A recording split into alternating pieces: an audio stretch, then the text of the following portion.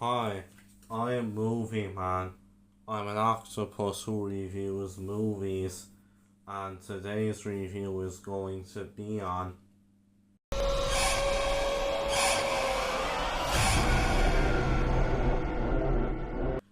So, this was a movie which I thought looked rather interesting from the trailers. I know, obviously, this movie is a remake of this Danish movie which only came out just 2 years ago now in 2022. And yeah, now just 2 years later, we already have a remake of it, like an American remake. When the original version came out, I was already after, starting up this channel. It's not uncommon for, stuff like this to happen, like in like a foreign country or something, like, they'll make this horror movie, and like it gets very good reviews, gets a bit of attention, and then Hollywood, they kind of see it and they're like, alright, you know what, let's make like a remake of this film. Like, which in terms of horror, like such notable examples would be films like The Ring or The Grudge. Both of those movies were actually remakes of Japanese films, and like I'm pretty sure apparently they're actually planning to remake Train to Busan, although I'm not sure how that one will compare to how brilliant the original version is. Not just with horror movies though, you guys will remember last year that sports movie Champions came out, and of course Champions was a remake of a Spanish movie from a few years before, and you guys may remember my video I did last year where I actually compared the two versions.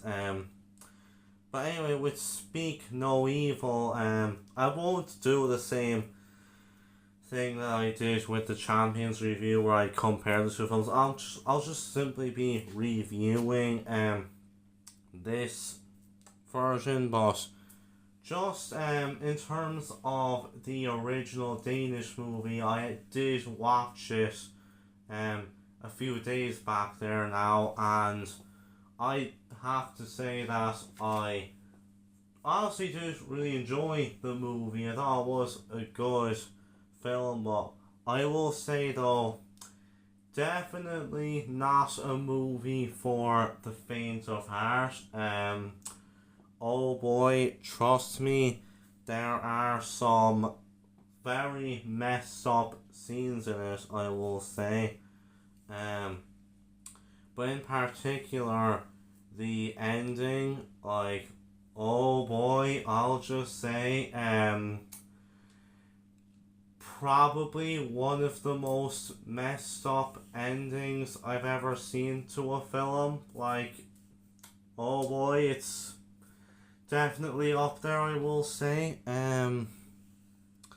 But anyway, with this new remake of Speak No Evil, looks good enough from the trailers. Granted, I had my concerns with it, like given with the original movie and kind of how messed up it could be. I had kind of bit of a strong feeling that they might try to kind of really tone it down a bit in this remake, and also not to mention as well, of course this movie is distributed by Blumhouse, And of course you've seen that Blumhouse have not been having the best year this year. We had Night Swim at the very start of the year, first movie I saw of the year. That was pretty bad. We had Imaginary back in March, and that one was also pretty bad. And they're just 2 weeks ago, and the most recent movie that I reviewed before this one, Afraid, or Afraid, whatever you call it. If you've seen my review of that one, you know, oh boy, yeah, I really did not enjoy that one. Film Speak No Evil, you know, I was actually getting very good reviews, so, you know, I went in hopeful. Seen it for myself now. What did I think of it? I am very happy to report that it looks like Blumhouse did not have a completely bad year. Yeah, I mean, they still has, you know, those 3 duds, but thankfully I'm glad to say that this 4th movie from them this year, Speak No Evil, this was genuinely a really good movie. Yeah, I'm glad to say I actually had a very good time with this one. Further into my thoughts, I really liked the cinematography in this movie. Like, I'm not gonna lie, I actually thought this was generally a very well shot movie. Like, there were some really nice shots in this, and you know, cause like we have like the start of this film, you know, being set in Italy. Like, at the start of the film, there's some very nice shots there. And I remember there was this one like really good like overview shot of like this kind of like islandy looking place that they're at in the film. Like, boy, it really did remind me of this country, Ireland, you know, with like with you know our big massive landscapes and stuff. You know, I don't know, did they actually film this movie in Ireland? Because boy, it really reminded me of Ireland a bit, you know, with a lot of these like landscapes. But I have to say, it was really nice. I thought it was shot very well.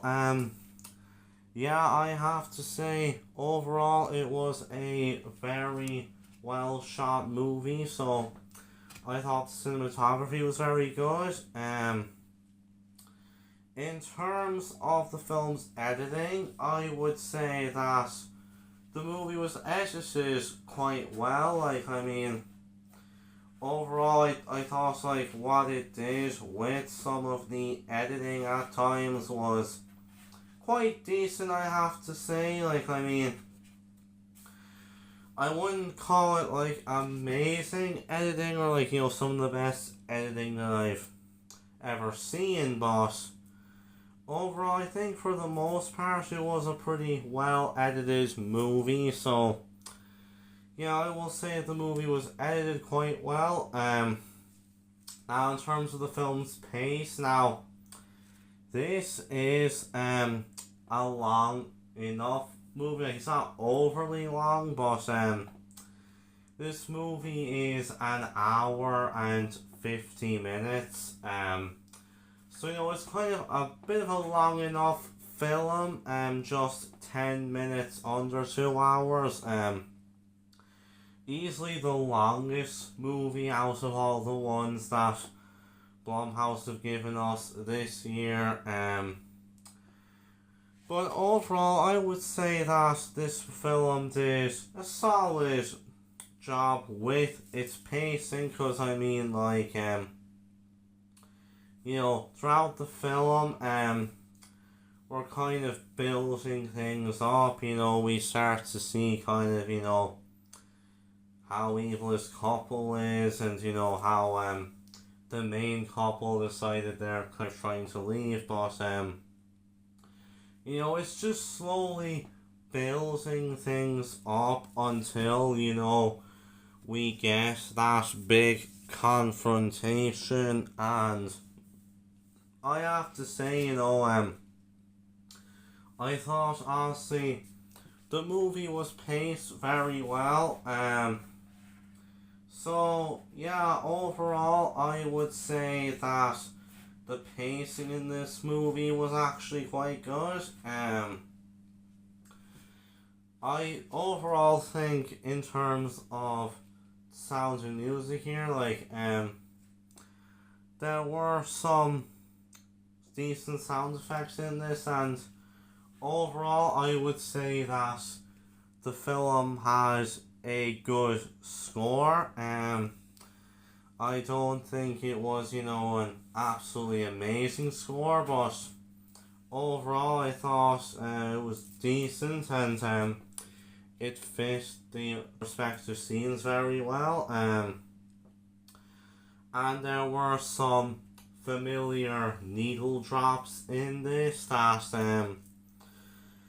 I think helps with the scene that they were featured in. So overall I'd say the sound and music in the movie was quite good.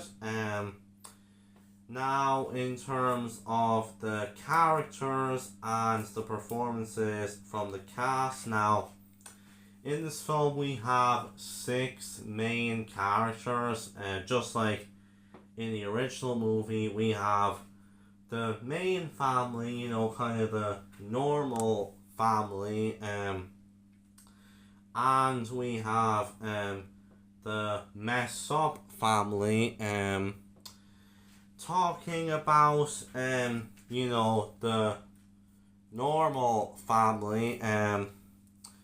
Overall I thought they were quite solid as characters. Now, kind of some of the stuff going on with them, because it kind of shows that they kind of have a bit of struggles. Now it's not stuff that you haven't seen before, but overall I liked that compared to the original they were actually kind of trying to add a bit more depth to these characters to kind of help you relate to them a bit more, and kind of help you care about them as characters a bit more. And I thought the main couple and their marital struggles, it was handled well enough here. I felt believable enough. I will say that character Ben, he could be a bit unlikable at times in this, kind of some of the stuff that he does. There's some things he did I that kind of irked me a bit, but admittedly, I didn't think he was too bad. He did do some generally good things. He was willing to take some risks. In terms of the acting from these three, I overall thought that the three of them did very good in their respective jobs. They felt believable as a family, but I think especially Mackenzie Davis as the mom character, Louise. I thought she gave a very good performance in this. I thought she did a really good job of displaying her character's emotions and kind of really making it very believable with how she just wants to get the hell out of here. She did really well here, I have to say. So I thought they were quite good. And now in terms of the messed up family, if you've seen the original movie, these parents, yeah, they are bad to the bone, and it is no different in this one, yeah. They are both very menacing in this one. Like, you would know they're bad people. You would know at some point, there's going to be a confrontation, and they're just going to go insane and stuff. And yeah, I thought they were very good villains and genuinely threatening. And like their son and like you definitely felt really bad for his character. You felt bad for him in the original, but you feel bad for him here as well. And I actually liked what they did with Ant in this version. Like I liked how in this one, I will say he actually makes some genuinely good choices in this. Like I like how they have it be that like he's definitely really aware of his situation, and he kind of does try to combat it. I like that they has that in the film, and I will say that acting from these three, like I think Dan Hove, I'm not sure if I pronounce his name right, he did very well here as the son. I thought Aisling Franciosi, if that's how you pronounce her name, she did very well here as the mom character, Kira. But I will say out of this entire cast, the standout by far has got to be James McAvoy as the dad character, who's known as Paddy. Now, I mean, do you feel James McAvoy, like, he's no stranger when it comes to playing, really demented characters. I mean, obviously this isn't his first time working with Blumhouse, because he worked with them for Split and Glass, and well, in both those films, he played Kevin Wendell Crumb, who was also a very demented character, and yeah, he's exactly the same here. Yeah, oh boy, he is really insane in this. Like, oh boy, he like just really went all out in this film. Yeah, to be fair, I had a feeling he was definitely going to be the standout, and oh boy, he was. Yeah, he definitely did a great job here in this film. So overall, I thought the characters in this were very good, and I liked what the movie did with them, and overall, I thought the acting in this was very good, but the standout by far definitely being James McAvoy is the main villain.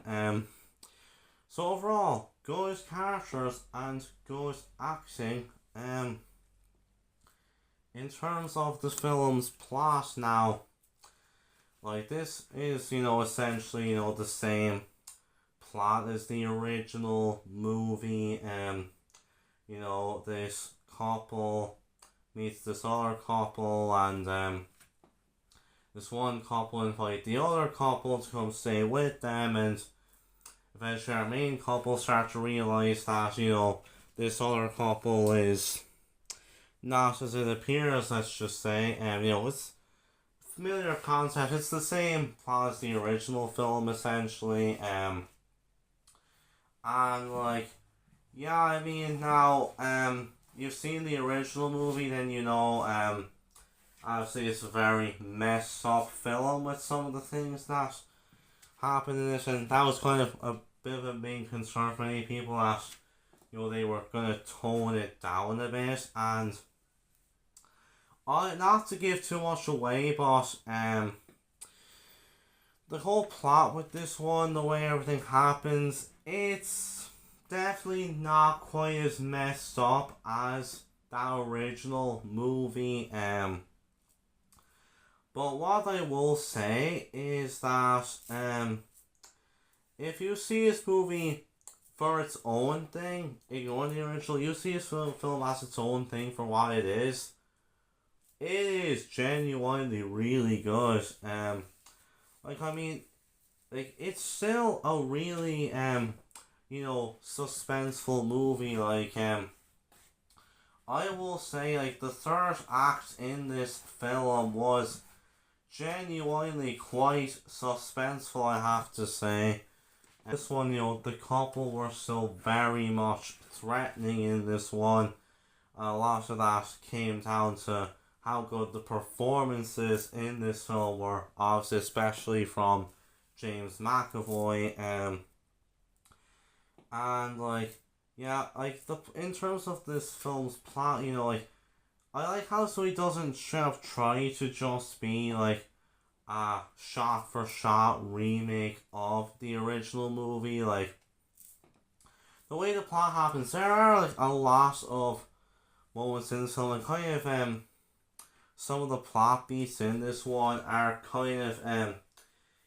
definitely influenced from the original movie and are taken a bit from the original film. But what I will say is, though, I liked how this film was actually willing to change things up a bit to not just make it exactly like the original, because there were actually some genuine changes in this one in terms of how the story happens.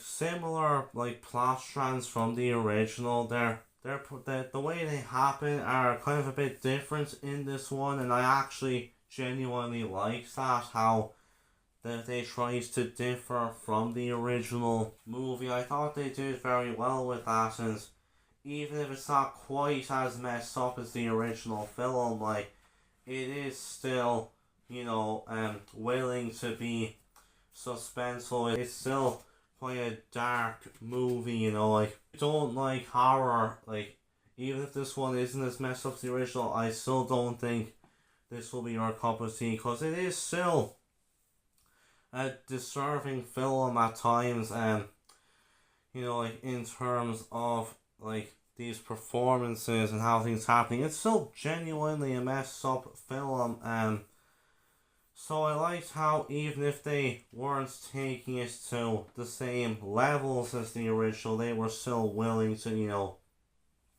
do things actually, make it thrilling, and, I liked the way they changed things, and I liked how they added a bit to the characters in this one.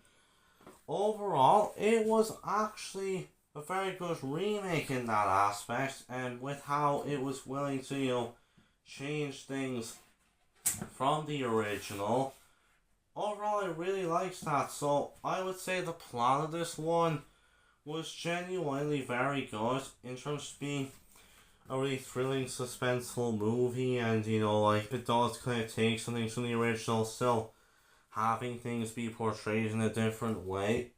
I thought it very much succeeded at that. So overall, the plot was very good.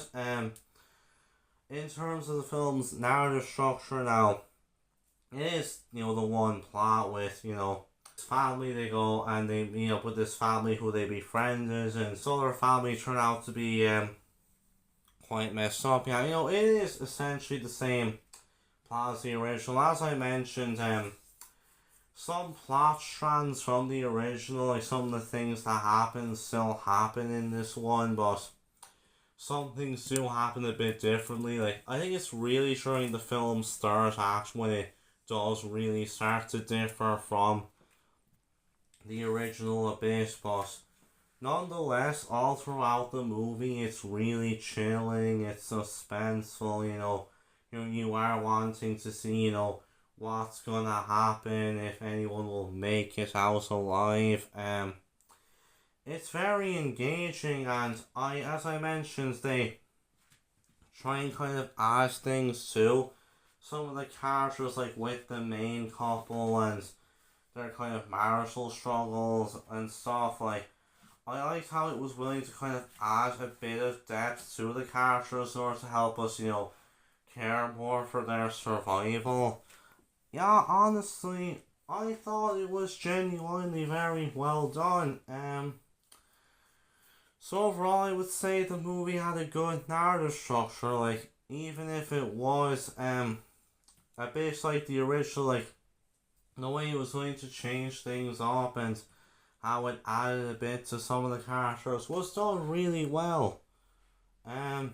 So overall, I'm very glad that I had a really good time with Speak No Evil. Like, there was definitely lots to like in this one with good cinematography, good pacing. I liked a lot of the characters in this one and how this movie added to their characters, and like, even if it's kind of the same plot as the original, I did like how they were willing to make changes to the original movie in terms of some of the events that happened, and it was still a very chilling, suspenseful movie, and not to mention we had some very good performances in this, especially from James McAvoy.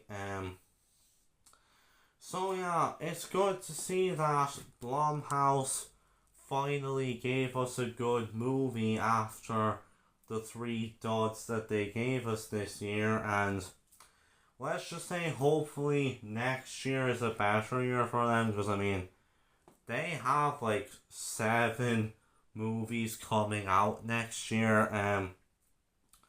Hopefully next year is an improvement over this year for them, but anyway, even though they gave us 3 duds earlier this year, at least they finally did give us a genuinely really good film with this one.